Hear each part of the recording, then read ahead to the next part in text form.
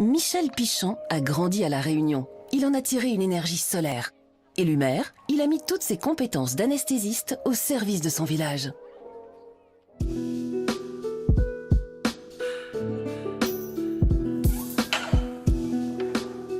Cette commune a des joyaux à l'état brut.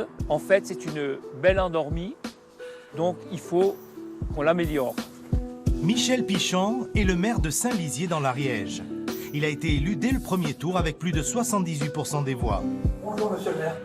Ça ne sert pas la même et le cœur y est. Le nouvel édile nourrit de grandes ambitions pour cette cité médiévale située sur les chemins de Saint-Jacques-de-Compostelle. Un patrimoine religieux unique, 2 cathédrales, un palais des évêques et un cloître roman pour une ville de seulement 1500 âmes. Notre projet, c'est de la réanimer et de la réveiller. Et celui qui va s'en charger durant les 6 prochaines années est un Réunionnais. À La Réunion, je n'y ai vécu que très peu de temps, puisque le temps de faire les études primaires et secondaires. Mon père, qui a 96 ans, vit toujours à l'île de La Réunion. Et donc, c'est une partie de mon enfance et de mon cœur, oui. Ah, ben c'est... Alors, Créole, comment ça va? Ben, elle est là. Mais touche pas, là, hein? Ben, Bon, comment ça va, là? ça la faut raconter à moi. C'est comme La Réunion, là, hein? Ben, Arrivé à Saint-Lizier il y a plus de 40 ans, Michel Pichon a toujours travaillé ici, au centre hospitalier Ariège-Couserans. Et donc, actuellement, on a combien de malades de Covid plus au SSR? Ça sert en a 13, toujours dans le secteur protégé, D'accord. sur l'aile orange. Chef de service réanimation et président de la très influente commission médicale de l'hôpital durant 28 ans, Michel Pichon s'est fait un nom et une réputation.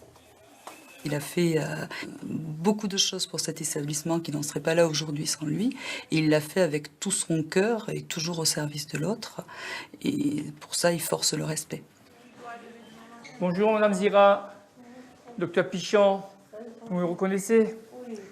Comment vous vous sentez? En réanimation, il faut prendre des décisions immédiates parce que le temps importe à la qualité des soins et à la survie du malade. Si vous voulez faire de la médecine à la mairie de Saint-Lizier, ben, vous vous casserez la gueule parce que le tempo n'est pas le même, le timing n'est pas le même. À l'heure de la retraite, Saint-Lizier est aujourd'hui la priorité de Michel Pichon et pas seulement le patrimoine.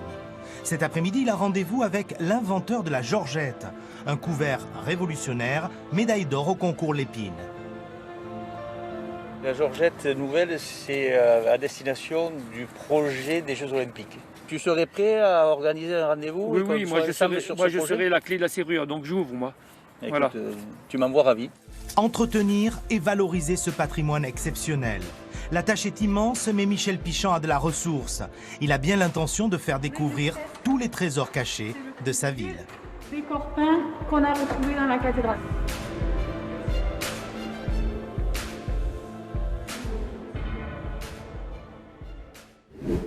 C'est le moment de retrouver Florelle Manda, notre chroniqueuse bien-être. Aujourd'hui, elle nous donne ses secrets pour tirer des bienfaits de la flore tropicale.